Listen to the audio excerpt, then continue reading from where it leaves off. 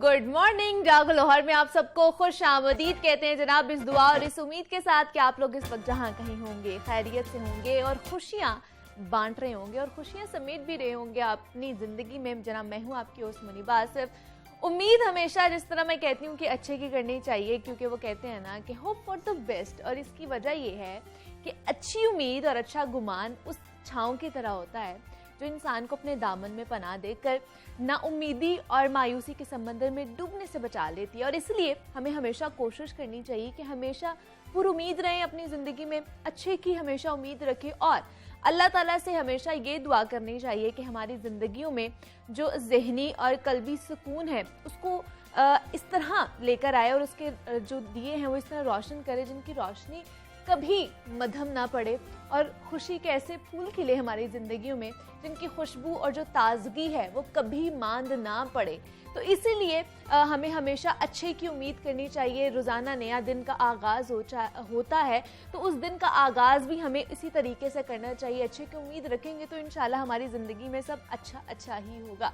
तो इसी दुआ के साथ जनाब मैं प्रोग्राम का आगाज़ करती हूँ और कुछ बात कर लेते हैं सेहत और फिटनेस के हवाले से। तो तरक्की याफ्ता ममालिक हो या फिर तरक्की पजीर, हर जगह ना खातीन में छाती का सरतान जिसे ब्रेस्ट कैंसर कहा जाता है सबसे आम मर्ज है, जबकि कम और दरमियानी आमदनी वाले ममालिक में भी इस मूजी मर्ज का शिकार होने वाली जो खातीन है उनकी तादाद में इजाफा जो है वो बाइस तशवीश दिखाई दे रहा है। हर औरत में औसत उम्र के दौरान छाती के सरतान का खतरा 12% पाया जाता है और छाती के सरतान की इब्तदाई अलामात में से गिल्टियों का बनना भी शामिल है, लेकिन माहिरीन सेहत के मुताबिक छाती में बनने वाली हर गिल्टी कैंसर भी नहीं हो सकती है और ज़्यादातर छाती की गिल्टियां आम होती हैं और अगर ये छाती पर नज़र आ भी जाएं तो ये नुकसानदेह नहीं होती, लेकिन इनको इग्नोर भी नहीं किया जा सकता। तो छाती में बनने वाली गिल्टियों की वजूहात क्या हो सकती हैं, इनकी अलामात क्या हो सकती हैं और छाती में बनने वाले सिस्ट या फिर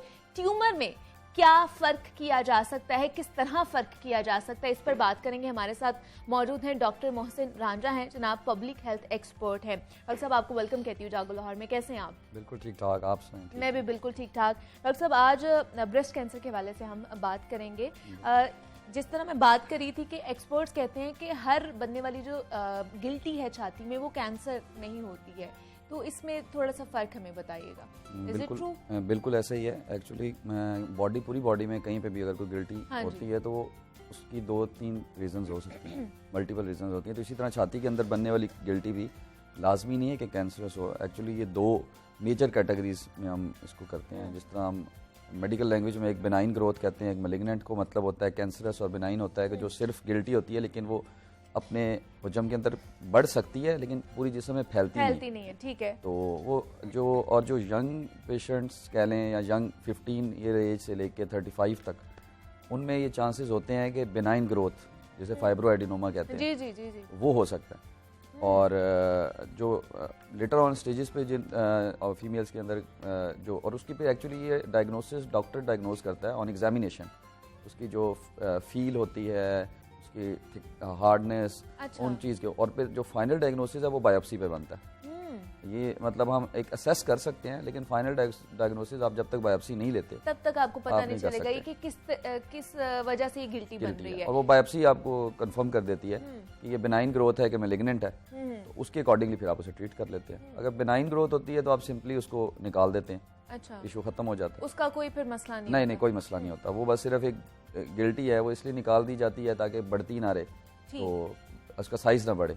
अदरवाइज उसके बाद कोई उसको आगे फर्दर ट्रीट करने की जरूरत नहीं होती है। और मैलिग्नेंट है खुदा ना खास्ता, फिर फर्दर ट्रीटमेंट आप और उसकी स्टेजेस के अकॉर्डिंग फिर उसको स्टेज किया जाता है कि उसकी कौन सी स्टेज है, उसके अकॉर्डिंगली फिर उसका ट्रीटमेंट होता है। आगे फर्दर हमने उसको सर्जरी तो होगी मोस्ट प्रोबेबली, देखना होता है कि कीमोथेरेपी, रेडियोथेरेपी पे। लेकिन डॉक्टर साहब इसकी वजूहात क्या हो सकती है, क्या रीजंस हो सकते हैं? जेनेटिकली होता है मोस्ट मेजरली। अच्छा। कोई ऐसी कोई स्पेसिफिक रीजंस नहीं है कि कोई डाइट से रिलेटेड है या मतलब जेनेटिक्स है। कई लोगों में ज़्यादा टेंडेंसी होती है, कई फैमिलीज़ में आपने इसमें फैमिली हिस्ट्री चाहिए होती है। और लेकिन और कुछ एरिया जोग्राफिकली जिस तरह हमारे यहाँ तो मेजरली जेनेटिक्स पे डिपेंड करता है। लेकिन जेनेटिक्स में कोई भी किसी भी तरह का कैंसर हो सकता है या अगर ब्रेस्ट कैंसर ही लीड कर रहा है तो वो इसमें कोई भी हो सकता है। कोई भी हिस्ट्री में कैंसर कोई भी हो सकता है। मेजरली अब क्योंकि breast cancer is common cancers में से एक है, ऑटोमेटिकली उसमें फिर फैमिली हिस्ट्री जो है इंपॉर्टेंस रखती है। तो इसको क्या खुद हम घर पे क्या इसकी तशखीस कर सकते हैं? अगर खवातीन को आप बता सकते तशखीस इसमें ये कर सकते हैं कि सबसे पहले कभी भी आपको कोई गिल्टी आपकी छाती में महसूस होती है तो सबसे पहले ये कहा जाता है कि सेल्फ एग्जामिनेशन करें, खुद फील करें, उसको ऑब्जर्व करें।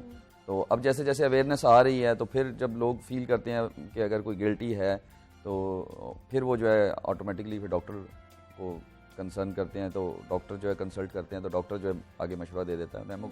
फिर उसके आगे फर्दर प्रोसीजर्स हैं, जैसा सिंपल मेमोग्राफी एक्सरे है वो आप करवा लेते हैं। अच्छा, तो उस पर आपको क्लियर हो जाता है। तो मतलब इतना कोई परेशान होने वाली बात नहीं होती, लेकिन क्योंकि ऑटोमेटिकली अब अवेयरनेस आहिस्ता आहिस्ता काफ़ी बढ़ रही है तो लोगों को इस बारे में पता चल रहा है, क्योंकि इस पर काफ़ी सेशंस होते रहते हैं, काफ़ी सेमिनार्स होते हैं। अच्छा, तो ये एग्जामिनेशन हो सकता है घर पे, लेकिन उसके बाद ये होता है फॉर डायग्नोसिस आपको जाना पड़ता है डॉक्टर के पास। लेकिन ये एग्जामिनेशन से पहले कोई ऐसी अलामात आ सकती हैं हमें कि उससे पहले हमें कोई डायग्नोज हो जाए? नहीं, ऐसा सच नहीं होता। जिस तरह देखिए मैंने बताया कि जो बिनाइन ग्रोथ है उसमें आपको पेन होगी, ओके, आपको फील होगा कि अच्छा मुझे I am feeling some pain, तो आप पेन की जगह पे जिस तरह आप टच करते हैं तो आपको लगेगा अच्छा यहाँ पे कोई गिल्टी है। समटाइम्स डीप होती है तो आपको जो है वो बहुत टाइम तक नहीं पता चलता।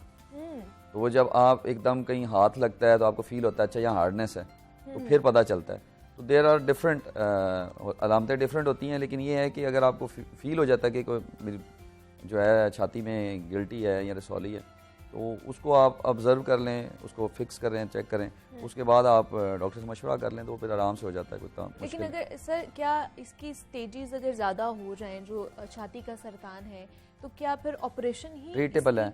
ऑपरेशन होता है इसका या उससे पहले मेडिकेशन पे लेके मेडिकेशन पे इसके कोई जब भी याद रखें गिल्टी कोई भी बॉडी में होती है तो उसकी जो स्टैंडर्ड ट्रीटमेंट है वो सर्जरी ही है। ओके, उसको निकालना ही होता है। ओके, कोई भी तो लेकिन ये देखना होता है कि मतलब वो सर्जरी डेंजरस है कि नहीं।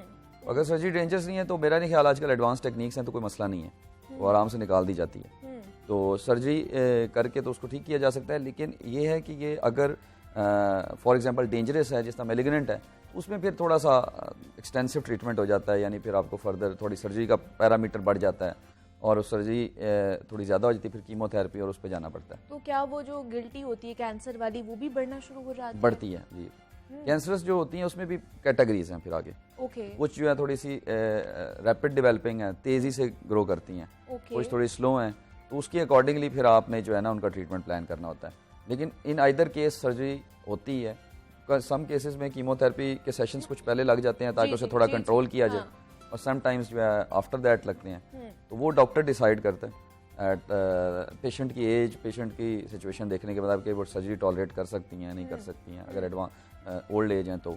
और अगर यंग पेशेंट्स में ऐसे कम हैं केसेस। अच्छा, यंग में उनमें सिर्फ बेनाइन ग्रोथ्स के ज़्यादा केसेस। लेकिन ज़्यादातर कौन सी जो एज लिमिट है वो ज़्यादा इसका टारगेट होती है? एज लिमिट जो जिस तरह मैंने बताया कि बेनाइन ग्रोथ है ये 15 to 35 ईयर्स। अच्छा, ठीक और है। बाकी जो है ओल्ड एज में मतलब 45 अबव में ज़्यादा चांसेस होते हैं। लेकिन क्या अगर ऑपरेशन हो जाता है, सर्जरी हो जाती है अगर एक गिल्टी बनी हुई, क्या उसके बाद भी चांसेस हैं कि और एक दोबारा से गिल्टियाँ बन सकती हैं? देखिए कैंसरस जो कैंसर है इसका यही होता है कि आपने फॉलोअप रखना है, इसके हमेशा चांस होता है रिकरेंस का, चांस हमेशा होता है, लेकिन ऐसा नहीं है कि मतलब आपकी लाइफ खुदा ना खास्ता रुक गई है या ऐसे। वो आप नहीं होता कि 6 months to 8 months अपना फॉलोअप कर लें, रूटीन जो आपके ट्यूमर मार्कर्स हैं वो करवा लें, टेस्ट करवा लें, बस क्या ताकि उसमें कैंसर्स में एक ही चीज़ इंपॉर्टेंट होती है, देखना होता है कि पूरी बॉडी में तो नहीं खुदा ना खास्ता आगे तो नहीं फैल रहा, तो बस ये देखना होता है आपने। मतलब वो उसका बोलने में तो ये काफ़ी चीज़ लगती है परेशान कौन, लेकिन ये होता है बस आपने टेस्ट करवाने हैं, आप अपना 6 months बाद फॉलोअप करें, आपके टेस्ट ठीक है तो बस गो ऑन, नो नीड। लेकिन इससे इसकी रोकथाम के हवाले से भी कोई चीज़ है, कोई हल है या कोई एहतियात है जो खासतौर पर ख़वातीन कर सकती हैं इससे बचने के लिए? मेडिकली तो ऐसा सच नहीं है। अच्छा। मतलब लेकिन डिफरेंट जैसे टोटके कहते हैं, मतलब लाइक डिफरेंट लोग करते रहते हैं, लेकिन मेडिकली ऐसा सच नहीं, क्योंकि मैंने बताया कि इसका कोई आपकी डाइट से लिंक ताल्लुक नहीं है। और अभी तक कोई ऐसी रिसर्च नहीं हुई कि आप कहें कि आपकी कुछ डाइट से रिलेटेड है। तो जब आप ऐसा कुछ लेंगे तो ही आप उसे रोक सकते हैं। अदरवाइज ये है कि हेल्दी लाइफस्टाइल ऑटोमेटिकली जो है वो हर चीज़ को प्रमोट करता है। हेल्दी लाइफस्टाइल यानी वेट गेन जो होता है आमतौर पे लोग जो ज़्यादा कर लेते हैं, तो और फीमेल्स में आपको पता है एडवांस एज के साथ ज़्यादा होता है, तो अगर वो कंट्रोल रखें, थोड़ा लाइफस्टाइल हेल्दी रहो तो कंपैरेटिवली बेहतर रहता है। लेकिन फिर मुझे डायरेक्टली लिंक नहीं है। डाइट के साथ कोई डायरेक्टली लिंक Directly नहीं link है। अगर इस तरह का होता है तो ये आपकी फैमिली हिस्ट्री हो सकती है, वो Family history आपको हो सकती है। जीन्स में मिल सकती है, Genes में ये मिल चीज़। सकती है। और अगर इसका ऑपरेशन और ये भी फैल सकता है, मतलब अगर इसका ट्रीटमेंट बर वक्त ना किया जाए तो ये पूरी बॉडी में भी फैल बिल्कुल सकता फैल है। सकता है, बिल्कुल फैल सकता है। लेकिन अब विद एडवांस स्टडीज अब ये ट्रीटेबल है और इसके रिजल्ट्स बड़े अच्छे मिलते हैं। यानी आफ्टर सर्जरीज के बाद आई सी मैनी पेशेंट्स, इवन कि हमारे बहुत अच्छे लेवल पे पॉलिटिशियंस और मैंने देखा है फीमेल्स, और उनके साथ ये हुआ है, लेकिन they are surviving very good और बड़ा अच्छा उनका जो है वो लाइफ चल रही है, आगे कंटिन्यू कर रही हूँ। मतलब इसमें जो रीअकरेंस है वो उतनी स्वेयर नहीं है कि मतलब इसकी जो लाइफ एक्सपेक्टेंसी है वो आपकी ज़्यादा है। तो मतलब अगर आप ट्रीटमेंट ले लेते हैं तो मतलब ये रिकवरेबल है, रिवर्स भी इसको कर सकते हैं। तो लेकिन फिर इसकी हम लोगों को ट्रीटमेंट और एहतियात जो है वो फिर भी हमें जारी तो रखनी आप है। देखें अगर एक दफा हम लोग इसका शिकार हो गए हैं तो नहीं, वो तो आपने रखना है, फॉलो अप आपने एवरी 6 मंथ्स अपना रखना है। ठीक है, आपने जाके अपनी लैब टेस्ट वगैरह करवाने हैं, अपने डॉक्टर को टेस्ट करवाने हैं, आपने जो कंसर्न डॉक्टर उसको चेक करवा लेना। अगर उसको कुछ लगेगा कि इसमें कुछ सस्पिशियस है दोबारा, तो वो आगे फर्दर और टेस्ट एडवाइस कर देंगे। अगर नहीं होगा तो आपको फिर बता देंगे आप 6 मंथ्स के बाद आ जाए, 6 to 8 मंथ्स के बाद या 1 ईयर के बाद।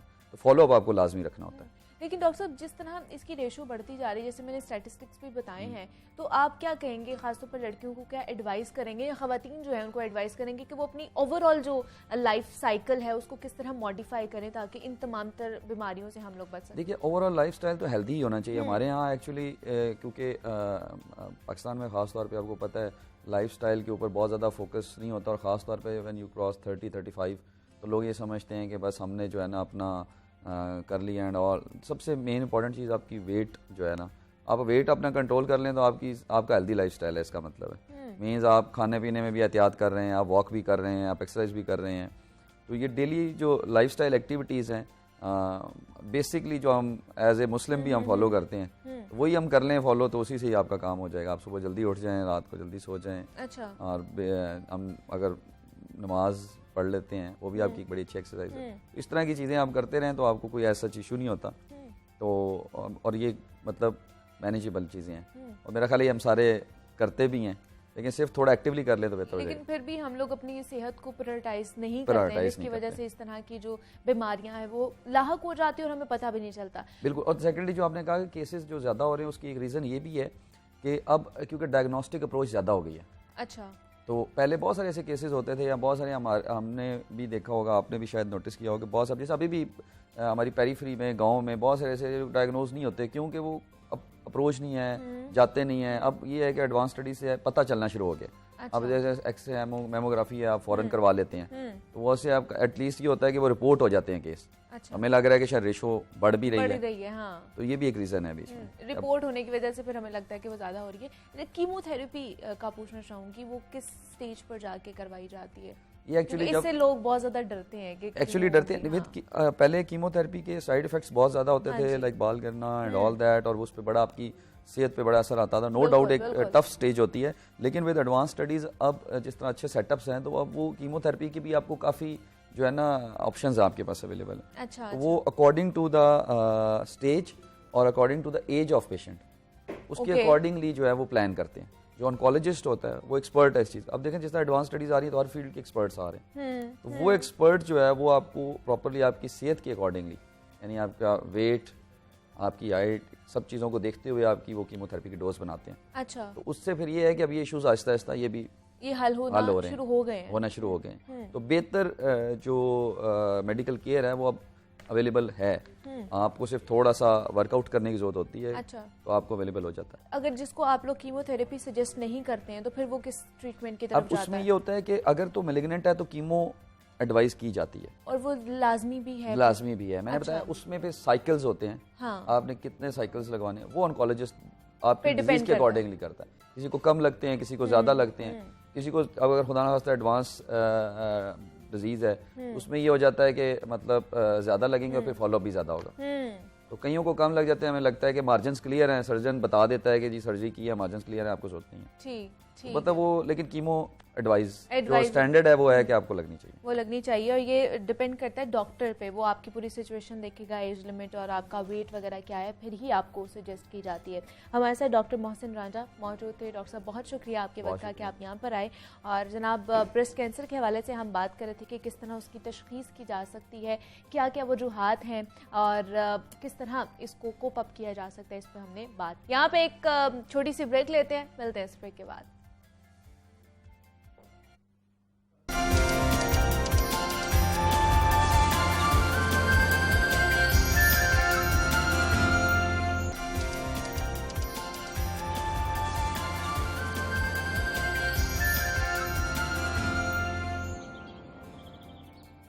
वेलकम बैक टू जागो लाहौर। जनाब अब कुछ बात हो जाए नौजवान नस्ल की तालीम और तरबियत के हवाले से, तो पाकिस्तान में अमूमन एक बात आपको हर जगह नजर आएगी कि तमाम वालिदैन की कोशिश होती है कि अपने बच्चों को अच्छी से अच्छी तालीम दें ताकि वो अच्छी जगह नौकरी करके अपना जो फ्यूचर है उसको सिक्योर कर सके।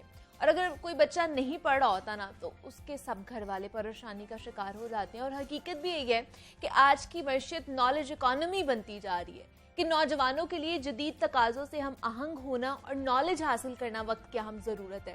लेकिन मसला तब शुरू होता है जब डिग्री का टैग हो, लेकिन उस डिग्री का फ़ायदा ही कोई ना हो।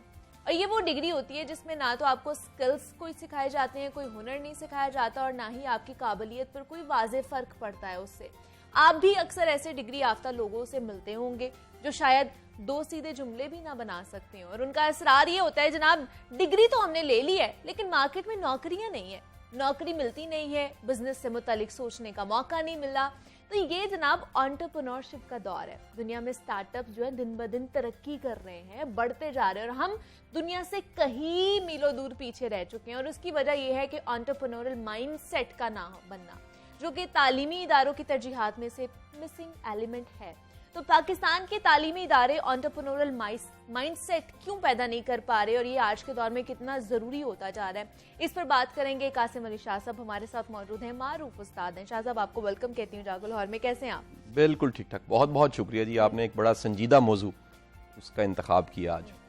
शाह साहब एंटरप्रेन्योरल माइंडसेट बहुत फुकदान है, खासतौर पर मैं पाकिस्तानी कम्युनिटी की अगर बात करूँ यहाँ पर कि हमारा फुकदान ये है, मतलब माइंडसेट ये बन गया है कि अच्छा हम डिग्री लेंगे, हम नौकरी कर लेंगे, और नौकरी शायद हमारी प्लेट में रख के हमें दी जाएगी कि अच्छा अब आप पास आउट हो गए, अब आके आप जॉब कर लें। लेकिन वो जो माइंडसेट है एंटरप्रेन्योरशिप की तरफ, वो नहीं जा पा रहे हम लोग। अच्छा देखिए, माइंडसेट को जो समझना है सबसे पहले कि माइंडसेट होता क्या है और कितनी तरह का माइंडसेट होता है, और इस हवाले से कोई अच्छा लिटरेचर है तो वो भी मुझे मेरा ख्याल बताना चाहिए सुनने वालों को।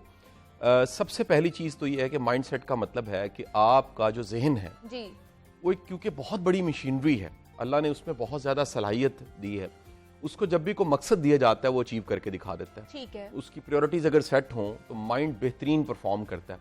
उसको अगर क्लियर एक टारगेट दिया जाए कि तुमने ये अचीव करना है, तो जहन की सब सलाहियतें, वो जो हमें समझ आ रही हैं, दिख रही हैं, और वो जो छुपी हुई सलाहितें, अच्छा, वो भी एक्टिव हो जाती हैं और फिर उसको अचीव करके दिखा देती हैं। ओके। अब माइंड के लिए ना जी बेसिकली ना कोई पॉसिबल है ना इम्पॉसिबल है। आप जिस चीज़ पे यकीन रखते हैं, ये बिलीव के असूल पे चलता है, ये इतना ताकतवर बिलीव बना लेता है कि अगर जब इसने अचीव करना होता है और ये बिलीव बना लेता है कि मैं नहीं कर सकता, फिर दुनिया के सारे वसाइल भी मिल जाएं, प्लेट में रखी चीज़ें मिल जाएं, झोली में पड़ी चीज़ें मिल जाएं, फिर भी नहीं कर पाता। तो माइंड सेट बनता कैसे है?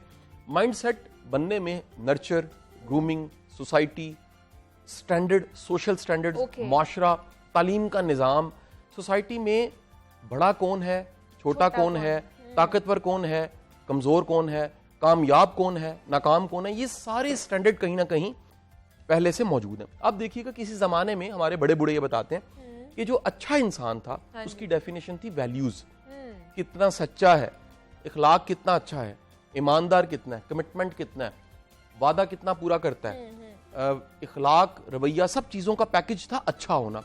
वक्त गुजरने के साथ साथ एक मटेरियलिस्टिक अप्रोच सोसाइटी में आई, और आज अच्छा होने का क्राइटेरिया पैसा है।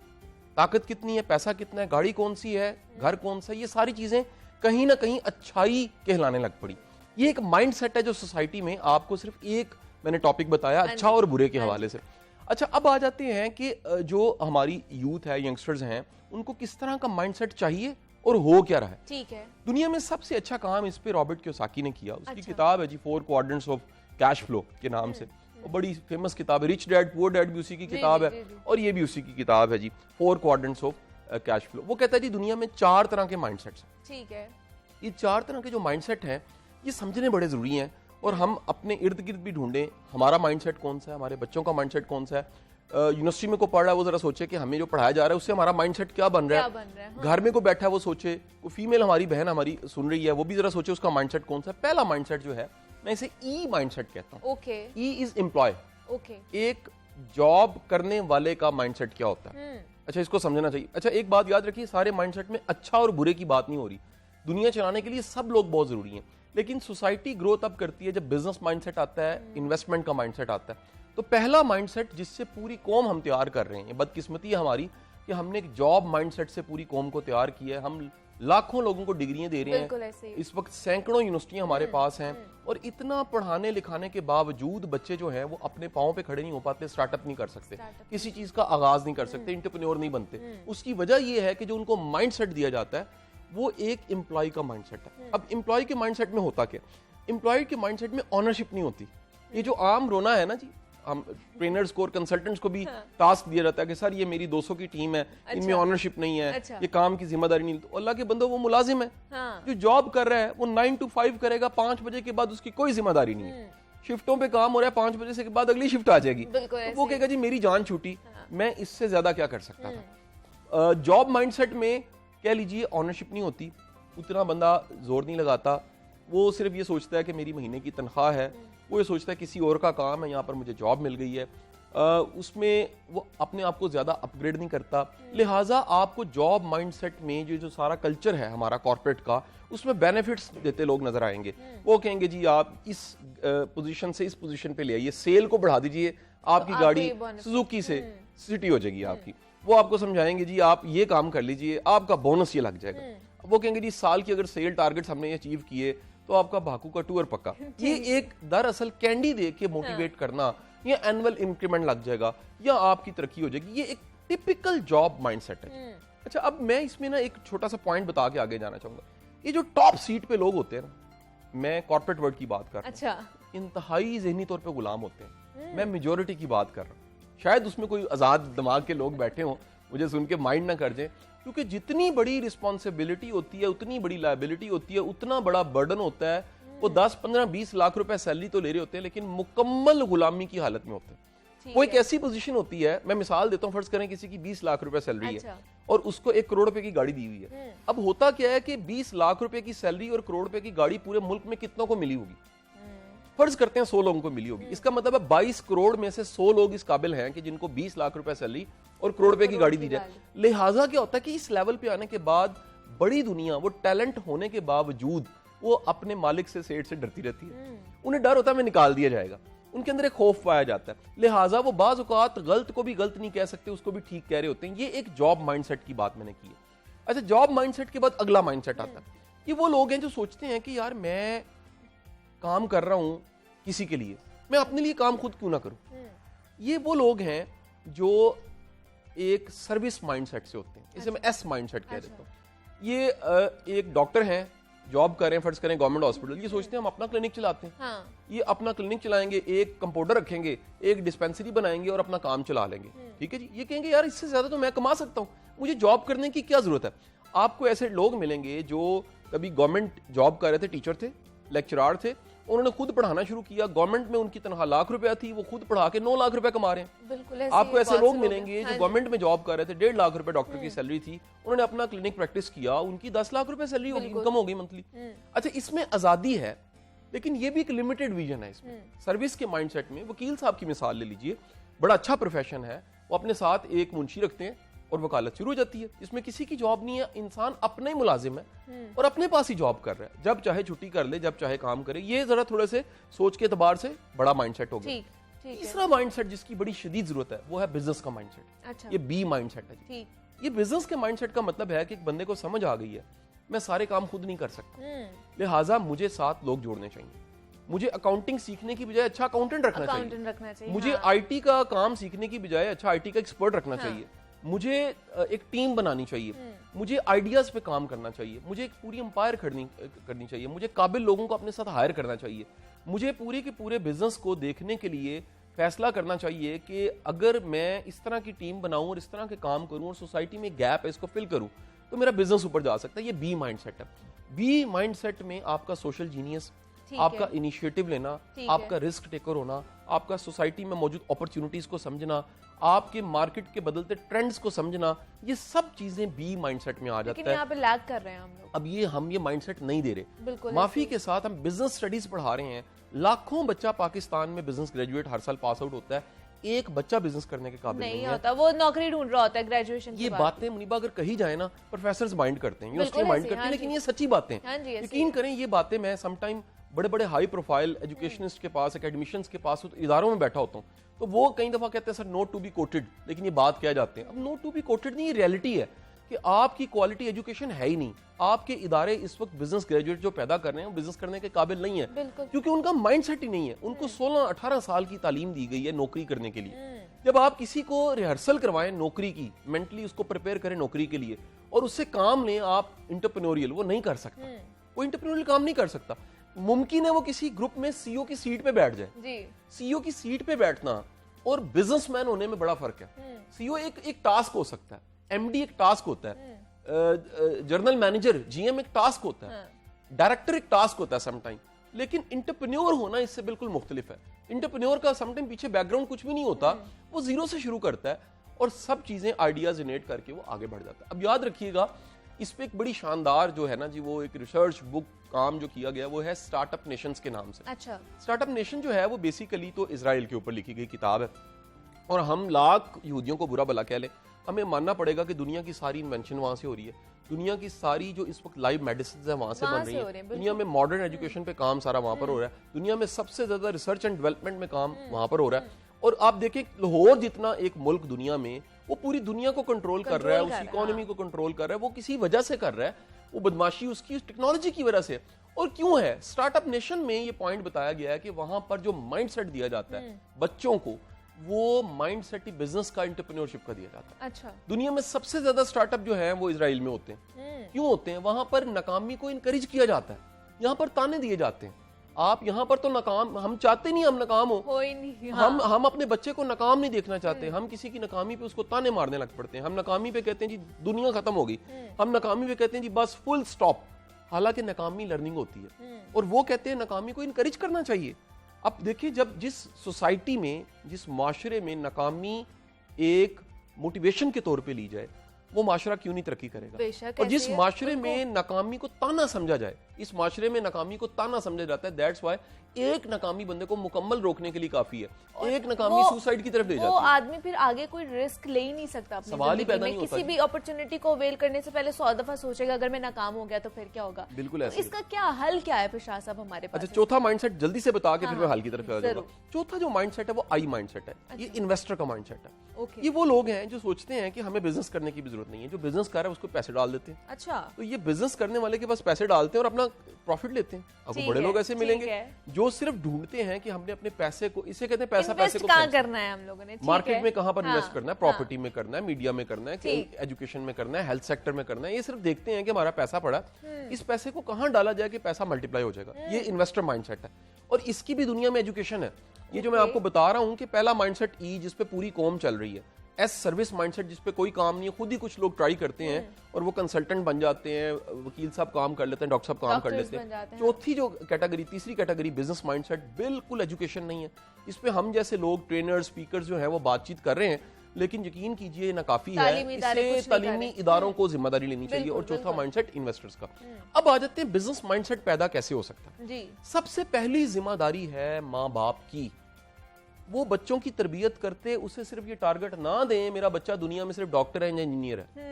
ये जुल्म सबसे बड़ा ये है कि बच्चों को सिर्फ बताया ही जाता है कि दुनिया में दो ही चीजों का स्कोप है, या डॉक्टर बनना है, इंजीनियर बनना है। अच्छा, यहाँ बड़ी कोई अचीवमेंट होती है तो वो माँ बाप अपनी देखते हैं महरूमी, वो महरूमियों को देखते हैं, बच्चों को ख्वाब की शक्ल में देखते हैं। मेरा बेटा देख, तेरा बाप जो है वो फाइलें उठा के दफ्तर जाता रहा, क्लरिकल जॉब करता रहा, मुश्किल हालात थे, बेटे तूने सीएसएस करना, बिल्कुल ऐसे। मुकाबले का इम्तिहान पास करके सीट पे बैठ के दुनिया लाइनों में लगी होगी, स्क्वाड होगा, नीली बत्ती होगी, पावर होगी। अब वो अपनी महरूमी को ख्वाब बना देते हैं। अच्छा, मैं किसी चीज के खिलाफ नहीं हूं, मैं बताना चाह रहा हूं कि सोसाइटी में जितना पोटेंशियल है, जितना अच्छा आईक्यू इस 12 करोड़ यूथ का है, जितनी अपॉर्चुनिटी इस माशरे में है, ये जेरे तामीर माशरा है। और अब तो देखिए सैलाब आ गया और जेरे तामीर हो गया, हम और माइनस चले गए। जब माइनस में होते हैं तो जीरो पे आना होता है, जीरो के बाद 1 2 3 और 100 पे जाना होता है। जिस माशरे में तरक्की का इतना पोटेंशियल मौजूद है, जिसमें इतनी आबादी मौजूद है, जिसमें इतना काम अभी बाकी है, उस माशरे में बिजनेस माइंडसेट, एंटरप्रेन्योरियल माइंडसेट देने की शदीद जरूरत है। सबसे पहली जिम्मेदारी वालिदैन की है। नंबर 2, जो सुनने वाले समझने वाले बच्चे स्टूडेंट्स इस वक्त मौजूद है, मेरी आपसे गुजारिश है कि आप ये मॉडर्न नॉलेज हासिल करें। ये कोई अकाउंटिंग एंड फाइनेंस का नॉलेज नहीं है। तरक्की करना, आगे बढ़ना, कुछ करके दिखाना आपका राइट है। आप दुनिया में एक बार आए हैं, बार बार तो आना नहीं है, तो कुछ करके दिखाना है तो अपना एक एंटरप्रेन्योरियल माइंडसेट बनाएं। हम ये कहते हैं पाकिस्तान तरक्की नहीं कर रहा, लेकिन हम अपना क्या पार्टिसिपेट उसके अंदर अपना रोल प्ले क्या कर रहे हैं। आप देखें आप क्या कर सकते हैं। और मार्केट में यकीन कीजिएगा बड़ी अपॉर्चुनिटीज है। मैं छोटी सी आपको मिसाल देता हूँ। आप एक घर बनाए ना, अच्छा प्लम्बर नहीं मिलता। आपकी गाड़ी खराब हो जाए, अच्छा मैकेनिक नहीं मिलता। जिस मुल्क में छोटे छोटे जॉब, छोटे छोटे काम करने के लिए काबिल लोग नहीं है, उस मुल्क में कितना पोटेंशियल होगा। आप पूरे शहर में, लाहौर शहर में हम इस बैठे सुन रहे हैं, खालिस दूध नहीं मिलता। सोचे कितना बड़ा पोटेंशियल है खालिस दूध का। ऑर्गेनिक चीजें नहीं मिलती। इतना अरब करोड़, 1.25 करोड़ का ये शहर है, 1.25 करोड़ के शहर में ऑर्गेनिक चीजें नहीं मिलती। तो आप ऑर्गेनिक में स्कोप जरा देख लीजिए। आप किसी शोबे में जाएं, आप इनोवेटिव होके, नया होके, जदीद होके आगे बढ़ सकते हैं। Third thing is the most important, खुदा के लिए काम में शर्म महसूस ना करें। दुनिया में किसी भी तरह का काम हो सकता है। जितनी मुनीबा सक्सेस स्टोरीज हैं, उन्होंने छोटे छोटे काम किए हैं, तरक्की की है। मेरी अपनी स्क्रैच से शुरू करते हैं वो लोग। आज हम बैठे टीवी पे बात कर रहे हैं। मैं कल की बात बताऊं, 20 साल पहले मैं ट्यूशन पढ़ा रहा था। मेरे कितने जो सैकड़ों हजारों स्टूडेंट गुलशन रावी में बैठे हुए हैं, जो मिलते हैं, कहते हैं सर आपसे मैथ पढ़े हुए हैं, फिजिक्स पढ़ी हुई, केमिस्ट्री पढ़ी हुई, कॉपियों पे ट्यूशन पढ़ाई है, बोर्ड पे ट्यूशन पढ़ाई है, घर के गैरेज में ट्यूशन पढ़ाई है। छोटा काम करते कभी शर्म महसूस नहीं करनी चाहिए। ये जो हमारी ईगो होती है ना कि मैंने बस BS की डिग्री ले ली है, MS की डिग्री ले ली है, तोपों की सलामी के साथ मुझे जॉब मिल जाए, ये जुल्म है अपने साथ। बच्चों को छोटे छोटे कामों में डालें और मैं कहता हूँ थोड़ा सा वक्त से पहले उन्हें अर्निंग पे लगाएं। 18 साल का गोरे का बच्चा मैन कहलाता है, उसकी माँ कहती है हे मैन, ठीक है। ਤੇ ਸਾਡਾ 25 ਸਾਲ ਦਾ ਮੁੰਡਾ ਹੁੰਦਾ ਉਹਨੇ ਕਾਕਾ ਮੇਰਾ ਪੁੱਤਰ मैं मिल्क शेक बना देनी है, हाय तेरे हाथ थक जाते, काम नहीं करना। वो बाहर जाके डिश वॉशिंग करता है, पाकिस्तान में टके का काम नहीं करता, तीला नहीं तोड़ता, यकीन करें। तो गुजारिश ये है कि छोटे छोटे काम बच्चों को करवाए जाए, उन्हें इनकरेज किया जाए और उनको कहा जाए बेटे छोटे छोटे काम तो अल्लाह के नबी सल्लल्लाहु अलैहि वसल्लम करते थे, इसमें कौन सी शर्माने वाली बात है। जिस नामे नामी को कलमे में आप लेते हैं, आप ये कहते हैं बकरियों का दूध खुद धोते थे, अपने कपड़ों को खुद ठीक कर लेते थे, अपने जूतों की मरम्मत खुद कर लेते थे, छोटे छोटे काम खुद कर लेते थे। जब सबसे ज्यादा शान वाला छोटे छोटे काम कर लेता है तो आपकी और मेरी क्या मजाल है। The last most important thing, चौथी चीज, वो है एजुकेशन सेक्टर की। मेरा ख्याल है कि जब तक आप एजुकेशन के सिस्टम को अपग्रेड नहीं करते, आप इंडस्ट्री एकेडमिया लिंकेजेस नहीं करते, आपकी क्वालिटी एजुकेशन नहीं होगी। जब तक आप एंटरप्रेन्योर माइंडसेट नहीं देते, ये कौम आपकी 12 करोड़ यूथ, ये राइट टाइम था। यकीन करें इस मुल्क में पॉलिटिकल क्राइसिस है, सैलाब के क्राइसिस हैं, ये बड़ा बेहतरीन वक्त है अगले 2 3 4 5 साल का, जिसमें तालीम के निज़ाम को इमरजेंसी लगा के, यकीन करें प्रायोरिटी में रख के अपग्रेड किया जाए और बच्चों को एंटरप्रेन्योर बनाया जाए, इनकरेज किया जाए कि आपने नए नए काम करने हैं और प्रैक्टिकल लोग आके पढ़ाएं।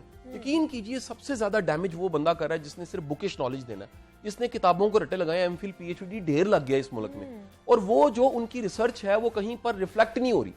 यानी वो रिसर्च एमफिल PhD की प्रैक्टिकली सोसाइटी को किसी किस्म का फायदा नहीं पहुंचा। यानी आप कभी टॉपिक्स देखें, आप हैरान हो जाएंगे, इतने पैथेटिक टॉपिक्स पे PhD हो रही हैं, एमफिल हो रहे हैं, और उसमें कोई प्रैक्टिकल अप्रोच नहीं है। और ये सब के सब कल को लोड बनते हैं, बोझ बनते हैं, क्योंकि एमफिल PhD कहता है जी मुझे तो व्हाइट कॉलर जॉब मिलनी चाहिए, वो ब्लू कॉलर करने को तैयार ही नहीं है। आपने इस सोसाइटी में ब्लू कॉलर को इनकरेज नहीं किया, आपने टेक्निकल स्किल्स को इनकरेज नहीं किया। टेवटा आपका डेड पड़ा हुआ है इस वक्त, यकीन करें हर गवर्नमेंट में उठा के देख लें, इतने बजट्स के बावजूद बाहर से फंडिंग्स आती हैं, इस मुल्क में टेक्निकल एजुकेशन का कॉन्सेप्ट ही सही नहीं है। लोग 3 साल के डिप्लोमे को एक गाली समझते हैं, वालिदैन दाखिल नहीं करवाना चाहते, वो 50% मर के पास होने वाले बच्चे को ना FSC करा देते हैं, जरा ग्रेस तो होगी ना जी, प्री इंजीनियरिंग कर रहा है, क्या पता इंजीनियर बन जाए। तो जिस माशरे में आप एजुकेशन सिस्टम को अपग्रेड नहीं कर रहे, वहां पर बिजनेस माइंडसेट नहीं लिया जा सकता। लेकिन क्या ये जो सारे प्रेशर्स हैं, ये टैबूज आप समझ लें कि बन गए हुए हैं, क्या इनको तोड़ सकता है? अगर एक नौजवान चाहे, अगर वो चाहे कि मैंने अपने पैरों पे खड़े होना है, मैंने अपने घर वालों की भी नहीं सुननी, मैं अपने तौर पर वो कर सकता है। मुनीबा देखो 10 सक्सेस स्टोरीज पकड़ो, कभी इस पे प्रोग्राम करते हैं, 10 सक्सेस स्टोरीज हम यंग बच्चों की लेकर आते हैं जिन्होंने बिजनेस किया है, उन सब ने टैबूज को तोड़ा। मैं ऐसे बच्चों को जानता हूं जिन्होंने आईटी की डिग्री ली है, स्कोप उन्हें मार्केट में नजर नहीं आया, उन्होंने ऑर्गेनिक का बिजनेस शुरू कर दिया। मैं ऐसे बच्चों को जानता हूं जिन्होंने डिग्रीज बड़ी अच्छी नहीं है, उनका काम नहीं चला, उन्होंने अच्छा ढाबा शुरू कर दिया। जब तक आपके पास काम की शर्म नहीं है, आप तरक्की नहीं कर सकते। छोटे छोटे काम करें, आप में कोई हेजिटेशन होनी नहीं चाहिए। आप देखें ना, मिट्टी में मिल के ही कहते हैं ना गुलो गुलजार होता है। जब तक आप जीरो नहीं ना होते, आप 10 भी नहीं होते, 100 भी नहीं होते, 1000 भी नहीं होते, लाख भी नहीं होते, करोड़ भी नहीं होते। तो सबसे पहले अपने आप को मिटाना, अपनी ईगो खत्म करें और छोटे छोटे काम करें जी, शुरू करें। आप अगर यूनिवर्सिटी में पढ़ रहे हैं, थोड़ा बहुत कमाना शुरू करें, कोई इंटर्नशिप शुरू करें, कोई ट्यूशन पढ़ाना शुरू करें, कोई कॉमर्स सीख लें। और अगर आप आज कुछ नहीं कर सकते, मैं आप जो सब सुनने वाले हैं यंगस्टर्स बिलखसूस जिनकी उम्र 18 साल से ऊपर है, अगर आज आप कुछ नहीं कर सकते, यकीन करें आप कल भी कुछ नहीं कर सकते। ये आज का वक्त एक आइडियल टाइम है जिसमें अपने आप को अपग्रेड किया जा सकता है और अपॉर्चुनिटी से भरा हुआ जमाना है जिसमें कोई ना कोई एक रास्ता आपने लेना है और मंजिल आपको बिल्कुल ऐसे ये रास्ते आपको इतने ज्यादा मिल रहे होते हैं, लेकिन आप ऑप्ट ही नहीं कर रहे होते हैं। और फिर हम कहते हैं कि जनाब हमें अपॉर्चुनिटीज नहीं मिलती, हमें नौकरियां नहीं मिलती हैं, हम कमा नहीं सकते हैं। तो ये हम पे डिपेंड करता है कि हमने क्या करना है, हमने अपना कंट्रीब्यूशन कितना डालना है। कासिम अली शाह साहब मारूफ उस्ताद हमारे साथ मौजूद थे। शाह साहब बहुत शुक्रिया आपके वक्त का कि आप यहाँ पर आए और एंटरप्रेन्योरियल माइंडसेट के हवाले से जनाब हम बात कर रहे थे। यहाँ पे एक छोटी सी ब्रेक लेंगे, मिलते हैं इस ब्रेक के बाद।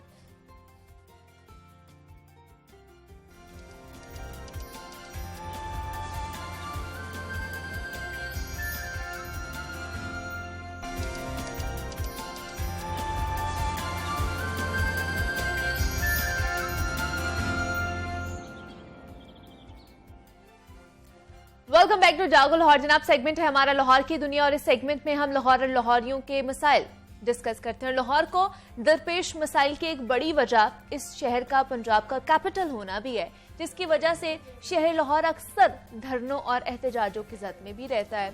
और जब भी किसी ग्रुप या फिर एसोसिएशन के मुतालिबात पूरे नहीं होते हैं, वो किसी अहम मकाम पर धरना देकर बैठ जाते हैं और जिसकी वजह से इस शहर के बासियों की मुश्किलात में मजीद इजाफा हो जाता है।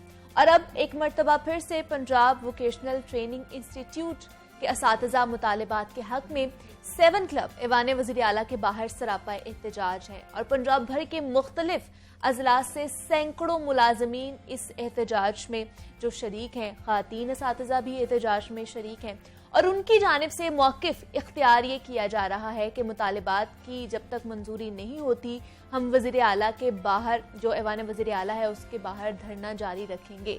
और पंजाब वोकेशनल ट्रेनिंग काउंसिल के ज़ेरे काम करने वाले जो वोकेशनल ट्रेनिंग इंस्टीट्यूटर्स हैं, उनके जो असातिज़ा हैं, उनकी जानिब से किए जाने वाले जो एहतजाज की क्या वजूहात हैं, मुतालिबात क्या हैं, क्या किसी नुमाइंदे ने उनसे राबता किया है या नहीं किया, इस पर आज हम बात करेंगे। हमारे साथ इस वक्त मौजूद हैं जनाब सईदुर रहमान खान शेरवानी साहब हैं, मेंबर हैं all Pakistan vocational employees association के।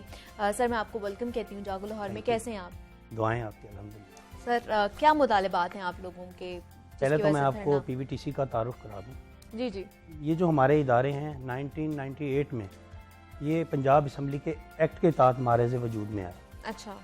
तो ये जब मारज़ वजूद में आए तो इसमें एक्ट में ये चीज़ मेंशन की गई थी कि हमारे तमाम तर जो एक्सपेंस हैं या तमाम तर जो हकूक़ हैं मुलाजमीन के, वो पंजाब गवर्नमेंट पूरी करे। अच्छा।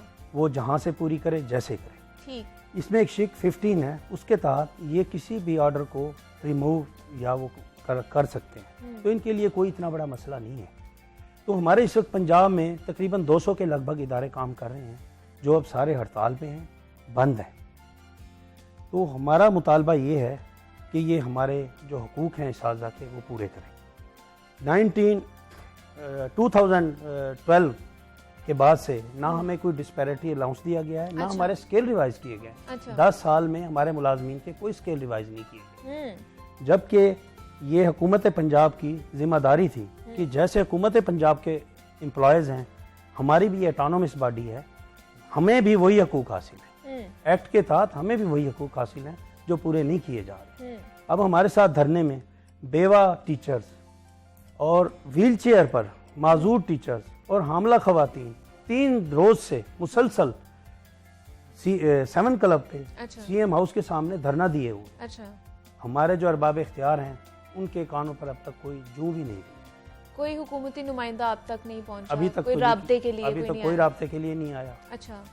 तो हम भी सरापा एहतजाज हैं और इंशाअल्लाह हम अपने हकूक़ की जंग लड़ते रहेंगे और जब तक हमारे मुतालबात तस्लीम नहीं होंगे हम यहाँ से नहीं जाएंगे। नहीं तो धरने से पहले आप लोगों ने कोई खत, कोई लेटर नहीं लिखा? ये जी हमारी फाइल इस वक्त चीफ सेक्रेटरी ऑफिस में हमारी कंसोलिडेटेड फाइल इनकी टेबल पर मौजूद है। अच्छा। जिसके तहत हमारे इदारों को इन्होंने इंडस्ट्री डिपार्टमेंट में जम करना था। पहले तो हमारे इदारे ज़कात के रहमो करम पर थे, किसी इदारे ने ऑन नहीं किया था। अच्छा। अब महकमा ज़कात के सपुर्द किया गया है। 1998 में क्योंकि बहुत बड़ा फंड पड़ा हुआ था महकमा ज़कात में, तो इन्होंने वहाँ से हमें फंडिंग की है। अब इतनी फंडिंग है कि हम उसमें से हमने इसाज़ा की तनख्वाहें भी देनी है। अच्छा। और बच्चों को हमने लैब मटेरियल भी प्रोवाइड करना है। हमने इनके उनके स्किल का भी बंदोबस्त करना है, इसाज़ा की तनख्वाहों का भी बंदोबस्त करना है। अब क्योंकि इतने हमारे पास आमदन नहीं है कि हम इन सारी चीज़ों को चला सकें। महंगाई का एक तूफान है। 2012 की हम सैलरी ले रहे हैं और 2022 की हम महंगाई को फेस कर रहे हैं। आप अंदाज़ा लगाएं कि इसाज़ा के चूल्हे ठंडे पड़ गए हैं, हमारे भी बच्चे स्कूल गोइंग हैं, हमारे भी अखराजात हैं, तो हम वही 2012 वाले उसमें खड़े हैं जबकि महंगाई आसमान को छू रही है। लेकिन 3 दिन हो गए हैं जैसे आपने कहा कि एहतजाज जारी है, तो और कोई किसी भी नुमाइंदे ने, किसी भी हुकूमती बंदे ने आपसे कोई राबता नहीं किया है? और हमें बारहा ये 3-4 माह से मुख्तलिफ उनसे लॉलीपॉप दी जा रही थी कि भी अब हम ये कर रहे हैं, वो कर रहे हैं। मतलब पहले राबते हो रहे थे आपके? हाँ जी, हाँ जी। तो एट लास्ट आप लोगों ने फिर धरने का फैसला किया है। जब कुछ भी नहीं हुआ तो जाहिर है हमने एटलीस्ट सड़कों पे ही आना और इंशाल्लाह हम अपने हकूक़ की जंग तक यहीं 7 क्लब रोड पे धरना देंगे और हम यहाँ से कतई नहीं जाएंगे जब तक हमारे मुतालबात तस्लीम नहीं किए।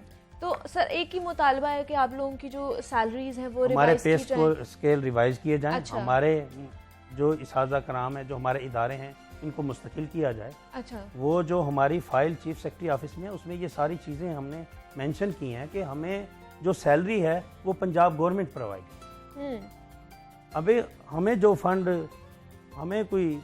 फंड प्रोवाइड किया जा रहा है महकमा ज़कात की तरफ से, उसमें एज सच हम पूरा ही नहीं कर सकते। सैलरियों का मसला जा रहा है, 2-3 माह से सैलरियां नहीं है। कितने % आप लोगों को फंड मिल रहा है और कितनी जो आप लोगों के असातिज़ा की तादाद है वहाँ पे? हमारे मुलाजमीन को इतने ज़्यादा नहीं है पंजाब में। 200 इदारे हैं, 2700 मुलाजमीन हैं। अच्छा। जो हुकूमत के लिए ऊँट के मुंह में जीरे के बराबर है। अगर ये इस पे इम्प्लीमेंटेशन कर दें तो कोई इतना बड़ा काम नहीं है। अच्छा। लेकिन हमें समझ नहीं आती, इंडिया और पाकिस्तान ये 2 ऐसे मुल्क हैं जहाँ इसाज़ा की मेरा ख्याल है कोई कदर नहीं है। सबसे कम मुआवजा है ना जो इसाज़ा कराम को दिया, जबकि दुनिया में सबसे जो ज़्यादा मुआवजा है ना वो टीचर्स को दिया जाता है। तो ये इस किस्म का इनका ये बिहेवियर है, तो उसके आगे तो आपके सामने ही है। तो हम लोग प्रोटेस्ट पे नहीं आएंगे और क्या करें। आप हमारे इदारों का रोल देखें, हम मुल्क की इंडस्ट्री को फुलफिल कर रहे हैं। हम बच्चों को, हमारे थाउजेंड्स में पास आउट हैं ट्रेनिंग। अच्छा। और ये एक सर्टिफिकेशन लेवल पे ही बच्चा एम्प्लॉय हो जाता है। हमारे बहुत सारे बच्चे सेल्फ एम्प्लॉयड हैं। ओवरसीज एम्प्लॉयमेंट में भी हमारा 1000 में हिस्सा है। अच्छा। हम मुल्क की तरक्की का अहम जीना है और हमारे जो बच्चे हैं मुल्क की सनती तरक्की में अहम किरदार अदा कर रहे हैं। तो हम स्किल प्रोवाइडर हैं। दुनिया में सबसे ज़्यादा जो इज्जत की निगाह से देखा जाता है, जो सबसे ज़्यादा स्किल प्रोवाइडर को देखा जाता है, यहाँ स्किल प्रोवाइडर के साथ जो हशर हो रहा है वो आपके सामने है। हम लोग सड़कों पे सरापा एहतजाज हैं, इतना बुरा हाल है। अब हम जब तक ये हमारा पेरोल वाला मुतालबा और इसाज़ा को मुस्तकिल करने वाला मुतालबा मंजूर नहीं होगा, हम यहाँ से कतन अपना धरना ख़त्म नहीं। चाहे 1 महीना हो जाए, 15 दिन हो जाए। बिल्कुल सर, चाहे 3 माह हो जाए मैडम, हमने नहीं छोड़ना। इंशाल्लाह को लेकर चलेंगे आप? इंशाल्लाह हम धरने को लेकर चलेंगे। लेकिन किसी एक चीज पे तो हमें होना चाहिए ना। अगर आप लोग पहले उनसे राबता कर लेते, उनसे बात करने की कोशिश करते। 3-4 माह से मुज़ाकरात चल रहे हैं, हमें सिर्फ सिवाय लॉलीपॉप के कुछ भी नहीं दिया। वो हमें कहते हैं कि बस आज हो जाएगा, कल हो जाएगा। अब ये देखें, चीफ सेक्रेटरी साहब के पास फाइल पड़ी है हमारी कंसोलिडेटेड फाइल। इंडस्ट्री के डिपार्टमेंट में हमको जम करना था, उसका भी कोई अभी तक कुछ पता नहीं। तो मुझे ये बताइए शेरवानी साहब कि जिन बच्चों को आप लोग टेक्निकल स्किल्स दे रहे हैं, प्रोवाइड कर रहे हैं, उन बच्चे जब वो मार्केट में जाते हैं तो उनकी ज़िंदगी पे क्या असरात हो रहे हैं? वो किस तरह की मैशत में जो तरक्की? अल्हम्दुलिल्लाह हम जिन बच्चों को स्किल प्रोवाइडर कर रहे हैं वो नीडी हैं, वो उनको ज़कात डिपार्टमेंट से तस्दीक के बाद हम जो ग्रास रूट लेवल से नीचे के लोग हैं, हम उन बच्चों को स्किल प्रोवाइड करके उनके पाँव पे खड़ा कर रहे हैं ताकि वो अपने ख़ानदान की आने वाली नस्लों की कफालत कर सकें और मुल्क की तरक्की में अहम रोल अदा कर सकें। हमारे जो एम्प्लॉय हैं इस वक्त मुल्क के हर शोबे में काम कर रहे हैं। किस तरह की स्किल्स आप लोग की जो इंस्टीट्यूशन हमारी 50 से ज़्यादा स्किल्स हम प्रोवाइड कर रहे हैं। अच्छा, जिसमें इलेक्ट्रिशियन है, प्लम्बिंग है, कंप्यूटर हार्डवेयर है, कंप्यूटर सॉफ्टवेयर है, अच्छा, ब्यूटिशियन है, ड्रेस मेकिंग है, बुचर्स के ट्रेड हैं, 50 कोर्सेज हैं जो मैं अभी आपको ऐसे फिंगर टिप्स पे नहीं गिनवा सकता। ठीक है। अल्हम्दुलिल्लाह ये सबसे बड़ा पंजाब का स्किल प्रोवाइडर इदारा है। पंजाब वोकेशनल ट्रेनिंग काउंसिल के साथ पीवीटीसी के ज़ेर साया हम काम कर रहे हैं। हमारे हुकूमत वक्त से परवेज़ इलाही साहब से, क्योंकि वो इसाज़ा का मैंने सुना है बड़ा एहतराम करते हैं, तो इंशाअल्लाह मैं उम्मीद करता हूँ सीएम साहब हमारे इस धरने को देखते हुए हमारे तमाम मुतालबात पर अमल दरामद। ठीक है, ये तो मुतालिबात हैं। थोड़ा सा हम इस इंस्टीट्यूशंस के बारे में भी जानना चाह रहे हैं कि जो बच्चे हैं, जो माँ बाप देखना चाह रहे हैं, अगर वो इसमें आना चाहते हैं और अपने बच्चों को दाखिल कराना चाहते हैं तो वो किस तरह करा सकते हैं? क्या प्रोसीजर होता है? फ्री ऑफ कॉस्ट सारी चीज़ें करवाई जाती हैं? हम बच्चे को 500 स्टाइपेंड भी पर मंथ देते, जो हमें ज़कात डिपार्टमेंट प्रोवाइड करता है। अच्छा, तो हमारे यहाँ मुख्तलिफ स्किल्स के कोर्सेज हैं, उनके लिए मुख्तलिफ एजुकेशन का स्ट्रक्चर है। अच्छा, हमारे जो लोकल मकामी ज़कात कमेटी के चेयरमैन हैं वो उस बच्चे को वेरीफाई करते हैं कि ये डिजर्विंग है। ओके। फिर हम उस बच्चे को अपने इंस्टीट्यूशन में उसका एडमिशन करते हैं। हमारी एक मेरिट पॉलिसी है, वो मेरिट पॉलिसी के तहत हम जो बच्चे मेरिट पे आते हैं हम उनको उनके जो मुताल्लिका जिस स्किल में वो अप्लाई करते हैं उसमें हम उसको एडमिशन देते हैं। और कितनी देर का ये प्रोसीजर? ये 6 मंथ के कोर्सेज हैं हमारे पास। अच्छा। 1 ईयर के कोर्सेज हैं। अच्छा, हाँ, और हमारे इदारे नैपटेक के कोर्सेज भी हम चला रहे हैं, PSDF के भी चला रहे हैं। हमारे साझा के बहुत बड़ा मेजर रोल है मुल्क की तरक्की में। मतलब डिफरेंट जो एस्पेक्ट्स हैं उनको कैटर किया जा रहा है। हाँ, इसके अंडर वन रूफ कह लें कि वो चीज़ें की जा रही हैं। यहाँ हमने हर किस्म के जो मुआशरे के बच्चे जिसको मुआशरा जिनको रद्द कर देता है, जो प्राइमरी पास बच्चे हैं, मिडल पास बच्चे हैं, जो किसी वजह से गुर्बत की वजह से अपने घरेलू मसाइल की वजह से जो अपनी तालीम जारी नहीं रख सकते, हम उनको हुनरमंद बना के स्किल्ड करके फिर हम उनको मुख्तलिफ शोबा है ज़िंदगी में उनकी हम जॉब प्लेस कराते हैं।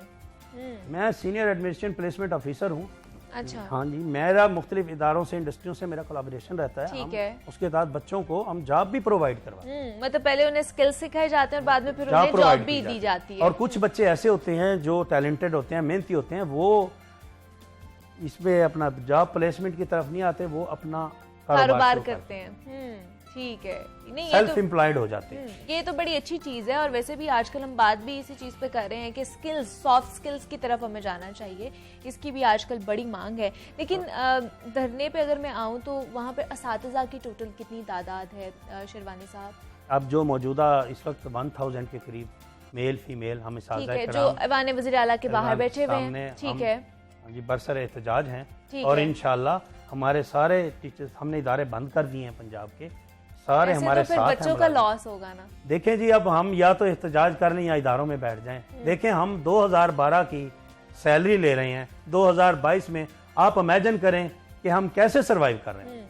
लेकिन शेरवानी साहब कुछ तो थोड़ा अब ये देखें, जो माजूर खवातीन हैं, हाँ जी, जो बेवा खवातीन हैं, अपने बच्चों को घर बार को छोड़ के, जो हमला खवातीन धरने में मौजूद अपने अपने मुतालिबात अपनी उस चीज के लिए आए हुए, लेकिन एक दरमियानी रास्ता भी निकल सकता ना ताकि स्टूडेंट्स का लॉस भी ना होता। कुछ असातिज़ा वहाँ पर पढ़ा रहे होते, कुछ एहतजाज कर रहे होते। हम इसीलिए कोशिश हैं, हम इनसे मुज़ाकरात कर रहे हैं।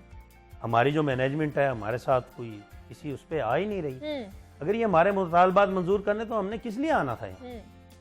और अब हम जब तक यहाँ से नहीं जाएंगे जब तक हमारे मुतालबात मंजूर नहीं। तो जिस महकमे के अंडर आप लोग आते हैं उनसे रब्ता किया आप लोगों ने? इस वक्त ज़कात डिपार्टमेंट के अंदर है, सेक्रेटरी ज़कात साहब को इल्म है। जब मैंने आपको बताया कि इस वक्त चीफ सेक्रेटरी ऑफिस में हमारी कंसोलिडेटेड फाइल मौजूद है जिस पे कोई इम्प्लीमेंटेशन ही किया जा रहा, हमारी बात ही नहीं सुनी जा रही।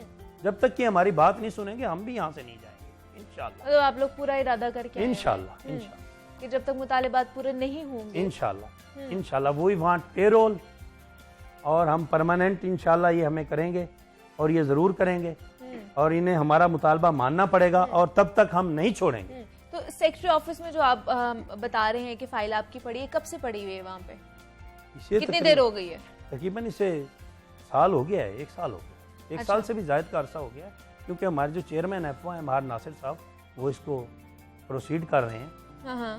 तो इस पे अभी तक कोई अमल था, क्योंकि अभी हमें ये चाह रहे हैं कि हमें महकमा जो इंडस्ट्रीज़ है उसके अंडर दिया जाए, हम भी इसके लिए तैयार हैं। आप ज़कात के अंडर नहीं आना चाहते? नहीं, अभी ज़कात के अंडर क्योंकि ये चल रहा है शुरू से, अभी जी। परमानेंट दिया है, पहले तो ऑटोनोमस बॉडी है, अच्छा, ये ऐसे ही चल रही है। ऐसी चल रही थी, किसी के अंडर नहीं आ रही थी। हम हाँ, क्योंकि affiliated हम ही नहीं थी पंजाब किसी असम्बली के के साथ। एक्ट के तहत हैं, पंजाब गवर्नमेंट का ये फर्ज है एक्ट के तहत कि इन्होंने हमें जहां से भी दें, इन्होंने हमें फंड प्रोवाइड करने हैं, इन्होंने हमें फैसिलिटेट करना है। लेकिन आप जिस तरह कह रहे हैं कि 1 साल हो गया है आप लोगों की फाइल वहाँ पे पड़ी हुई है, तो आपको क्या लगता है क्यों नहीं कार्रवाई की जा रही, उसको क्यों नहीं आगे प्रोसीड किया जा देखिए रहा? जी, ये तो अरबाब इख्तियार ही बता सकते हैं, हम्म, तो वहाँ तक हमारी इनके सेक्रेटरीज तक सेक्रेटरीज तक हमारी इतनी रसाई नहीं है, ये अरबाब इख्तियार ही बता सकते हैं कि अच्छा। क्यों वो ऐसा नहीं कर रहे। अच्छा।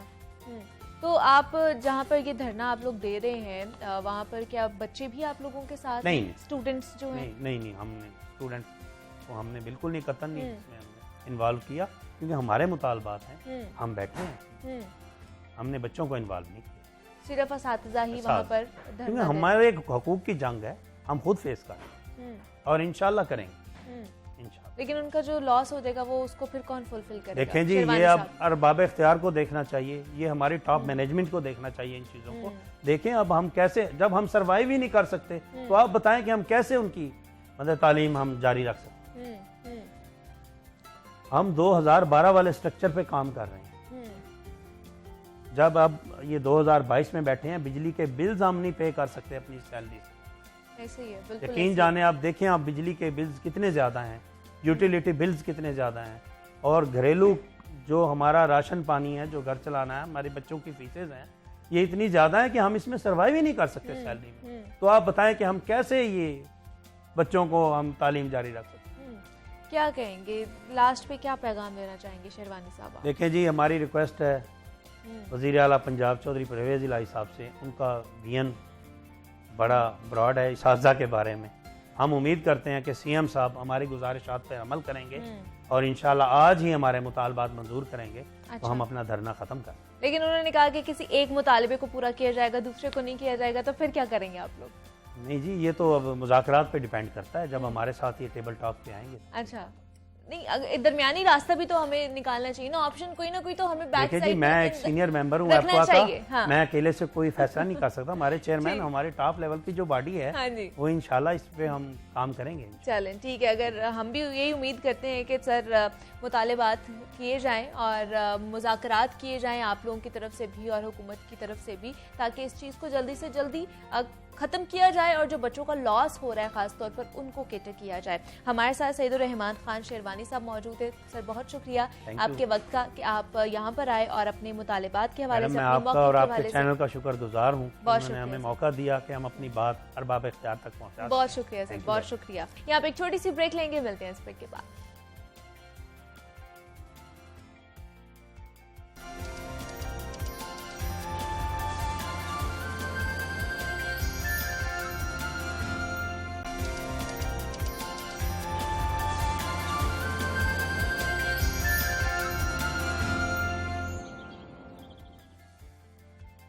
वेलकम बैक टू जागो लाहौर। जनाब, पिछले कुछ दिनों से ना सोशल मीडिया पे एक बड़ी अच्छी पोस्ट थी जो मैं पढ़ा और मैं सोचा कि उस चीज़ को आपके साथ भी शेयर करना चाहिए। तो वो एक तहरीर कुछ यूँ थी कि एक एजड खातून थी, ट्रेन में सफ़र कर रही थी और उनके साथ एक छोटा सा बच्चा बैठा हुआ था जो कि चॉकलेट खाने में उस वक्त बड़ा मसरूफ़ था।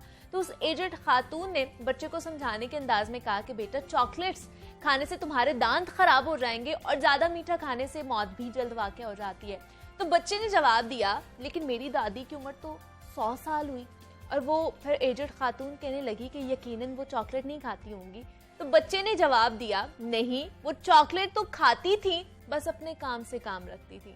तो मुझे लगता है जनाब कि अपने काम से काम ना रखना हमारा कौमी मसला बनता जा रहा है और हर कोई एक दूसरे के मामलात में टांग अड़ाना अपना अखलाकी फरीज़ा भी समझता है और अपने काम में जब कोई दूसरा मुदाखलत करता है तो उसको बुरा समझा जाता है। और मेरा ख्याल है कि इंसानी ज़िंदगी के 2 पहलू होते हैं, एक उसकी निजी ज़िंदगी होती है जिसको हम पर्सनल लाइफ कहते हैं, और एक समाजी ज़िंदगी होती है जो दूसरों के साथ उसका रख रखाव कैसा है वो मैटर करता है। और ये ज़रूरी नहीं है कि इंसान की जो दोनों ज़िंदगियाँ हैं वो एक जैसी हों। हमें से अक्सर लोग बज़ाहिर तो बहुत खुश नजर आते हैं, लेकिन अंदर ही अंदर वो कई मुश्किलात का सामना कर रहे होते हैं। लेकिन अक्सर लोग आपके रिश्तेदार इर्द गिर्द होते हैं, दोस्त अहबाब होते हैं, कलीग्स इवन दो के होते हैं कि उनकी कोशिश ये होती है कि आपकी ज़िंदगी में तांग झांक ज़रूर की जाए। आप क्या कर रहे हैं, किससे आपका ताल्लुक है, आप कहाँ जाते हैं, किससे मिलते हैं, ये सारी चीज़ें जो है ना इस पे तांग झांक की जाती है और जिसको प्राइवेसी ब्रीच करना कहा जाता है। तो ये मामला कितना संगीन होता जा रहा है, इस मुआशरे से किस तरह इसको ख़त्म किया जा सकता है, क्या क्या प्रैक्टिसेस हमें अपनानी चाहिए, इस पर बात करेंगे। आयशा नासिर सोशल एक्टिविस्ट हमारे साथ मौजूद हैं। आयशा, आपको वेलकम कहती हूँ जागो लाहौर में, कैसी हैं आप? ठीक ठाक, thank you for having me. Ayesha, ये जो तांक जांग का मसला है हमारी सोसाइटी में बहुत ज़्यादा बढ़ता जा रहा है। मतलब हम दूसरों की लाइफ में तो चाहते हैं कि हमारा अमल दखल हो, मुदाखलत करें, लेकिन कोई जब हमारी लाइफ में मुदाखलत करने की कोशिश करता है तो हमें वो बुरा लगना शुरू हो जाता है। तो इसको किस तरह, इस प्रैक्टिस को कम किया जा सकता है? आई थिंक बिकॉज ये एक कल्चर बन चुका हुआ है कि मतलब जब भी आप देखोगे 3 लोग बैठे हैं तो दे विल ऑलवेज डिस्कस कि अच्छा पड़ोसियों में क्या हो रहा है, उस फैमिली मेंबर के साथ क्या हो रहा है। एंड आई थिंक लोग अक्सर रियलाइज नहीं करते कि इसका डैमेज कितना है।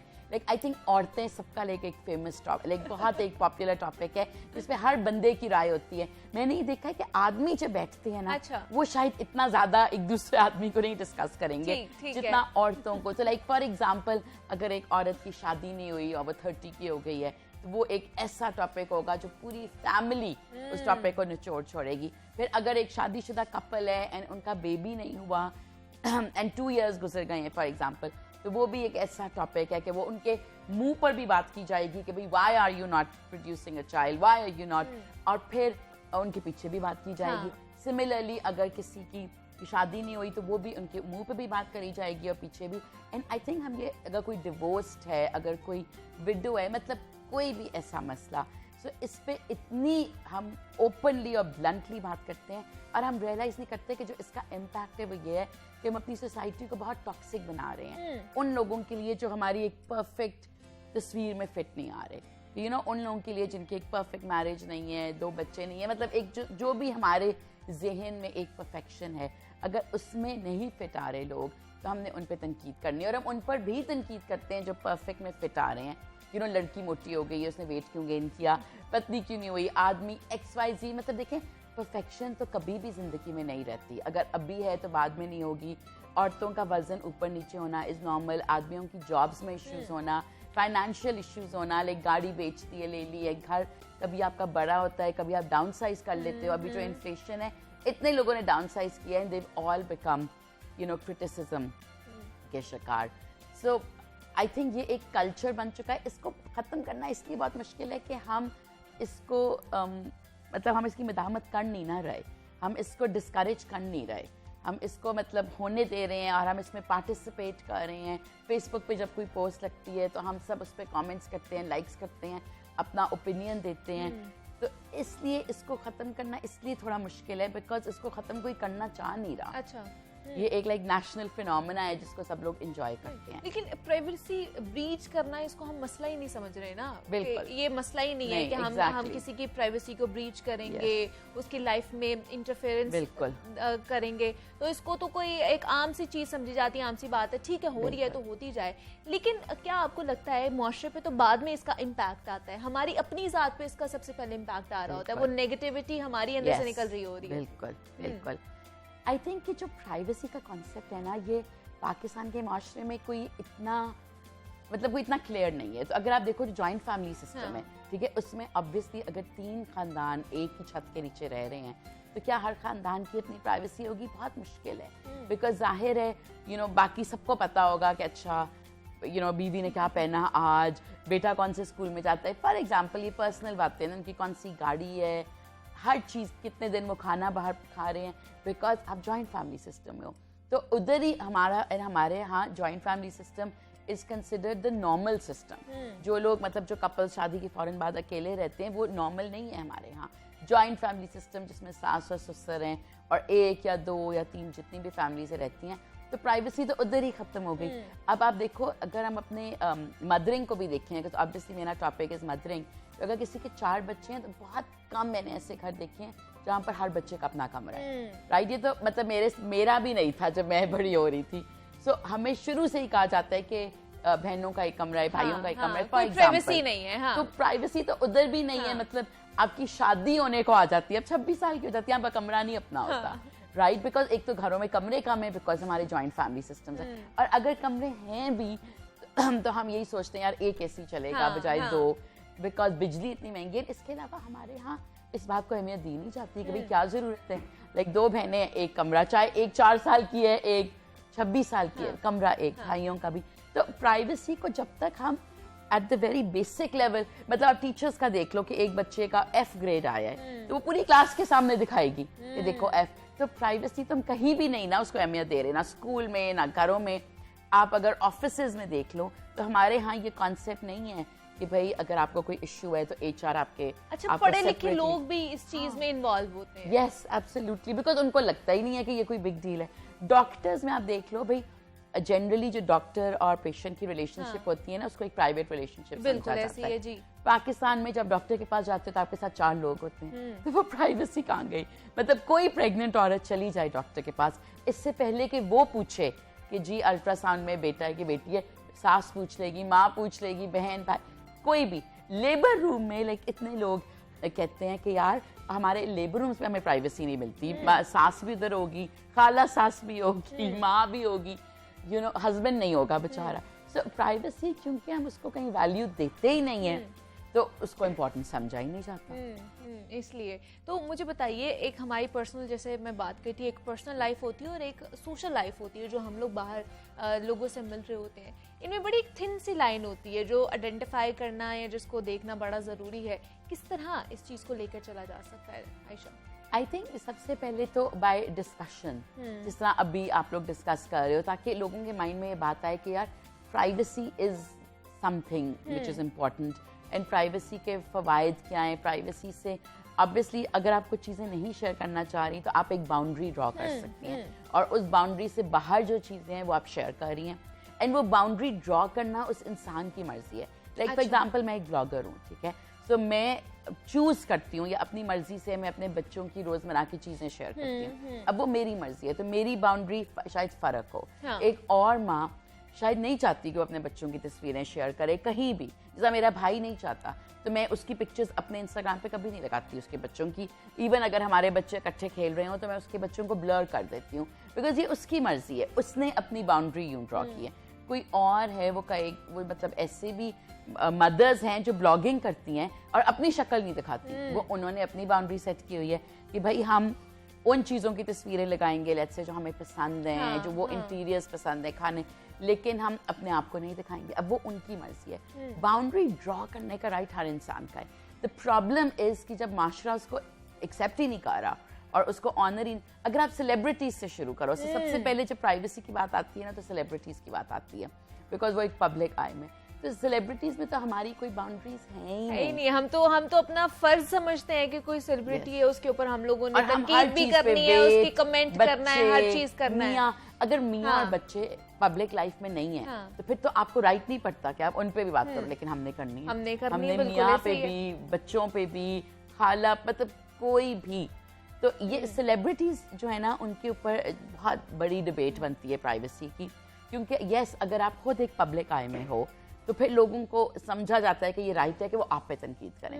मसला ये है पाकिस्तान में कि बिकॉज हमारी कोई बाउंड्री नहीं है तो हम उस सेलिब्रिटी के साथ उसके पूरे खानदान पे भी तनकीद करेंगे, बिकॉज एंड सबसे बड़ा मसला ये होता है कि जब सोसाइटी में कोई प्राइवेसी लॉज नहीं है जैसे बाहर है, हाँ जी, हाँ जी। और फिर जब लॉज नहीं है और फिर कोई रिपरकशंस भी नहीं है, मतलब मैं यहाँ बैठकर किसी पे भी तनकीद कर दूं ओपनली या अपने ब्लॉग पे जाके लिख दूं कि मैं उससे मिली, वो कितनी मोटी है, ये वो, कोई पूछने वाला नहीं, exactly, हाँ। ना वो कानूनी तौर पे कुछ कर सकती है ना तो जब तक रिपरकशंस नहीं शुरू होंगी या मतलब लोग इसको हल इसका यही है आपको लगता है? यस कि एक लॉ हो, ऑब्वियसली प्राइवेसी लॉज जो पूरी दुनिया में हैं। अच्छा ठीक है, प्राइवेसी लॉज और फिर कोई रिपरकशन हो। जब प्राइवेसी लॉज होंगे, रिपरकशन होगी, तो आई थिंक ग्रेजुअली माशरे को खुद समझ आना शुरू हो जाएगा कि भाई ये गलत है काम और ये इसको हमने नहीं करना है। इसके बाद बहुत सी चीजें हैं जो हमें देखनी पड़ सकती हैं, बहुत सी लोग हम पे कार्रवाई करवा सकते हैं, कानूनी कार्रवाई हो सकती है, लॉ मौजूद है, तो हमें सजा भी इसकी मिल सकती है। जब हमें पता है कि इसके बारे में कोई बात ही नहीं करेगा, आवाज ही नहीं उठाएगा, तो फिर हम जो दिल चाहे, जिसकी चाहे मर्जी जिंदगी में घुस जाते हैं, तांग जांग करते हैं। आयशा नासिर जनाब सोशल एक्टिविस्ट हमारे साथ मौजूद थी। आयशा, बहुत शुक्रिया आपके वक्त का कि आप यहाँ पर आई। और प्राइवेसी ब्रीच के हवाले से जनाब हम बात कर रहे थे कि प्राइवेसी है क्या, किस तरह हमारे मुआशरे में एक कौमी फरीजा इसको समझा जाता है कि हमने एक दूसरे की जिंदगी में तांग झांग करनी है। हमारा फर्ज है कि जनाब हमने उसको बताना है कि तुम ये कर रहे हो, तुम ये नहीं कर रहे हो। जब वही वापस हमारी जिंदगियों में आता है तो हमें बुरा लगता है कि कौन हो सकता है ये जो हमारी जिंदगी में मुदाखलत भी करे। तो ये चीजें नहीं करनी चाहिए जनाब। इसी नोट पे मुझे आपने इजाजत देनी। अपना बहुत सारा ख्याल रखिएगा। कल आपसे मुलाकात होगी। अल्लाह हाफ़िज़।